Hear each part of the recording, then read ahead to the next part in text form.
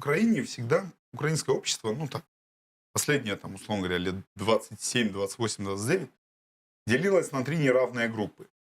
На полюсах были идеологические лагеря, проукраинский, чаще всего он же проевропейский, Мгм. прозападный, и пророссийский лагерь.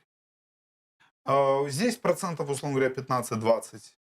Здесь процентов 15-20. Ну, раньше было больше, пророссийский лагерь последовательно ужимался Мгм. после аннексии Крыма и оккупации Донбасса, когда часть просоветских граждан Украины оказалась отрезана от украинских электоральных урн, он еще более ужался. Но вот, условно говоря, по состоянию там еще там... То есть два идеологических меньшинства и посередине инертное большинство. Вот оба эти лагеря все время боролись за симпатии этого инертного большинства. То есть, когда инертное большинство было, которое жило повесткой холодильника, повесткой бытового выживания, оно решало, что их светлое будущее, связанное с победой проевропейского лагеря, побеждал условно Ющенко.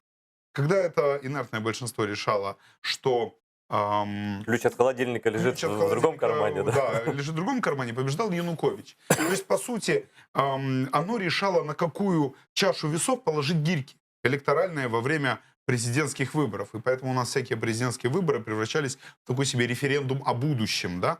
Кому гряди, куда идем и так далее, и так далее.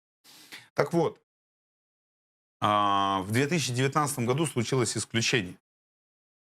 В 2019 году это инертное большинство внезапно обрело субъектность и избрало своего собственного президента Владимира Зеленского.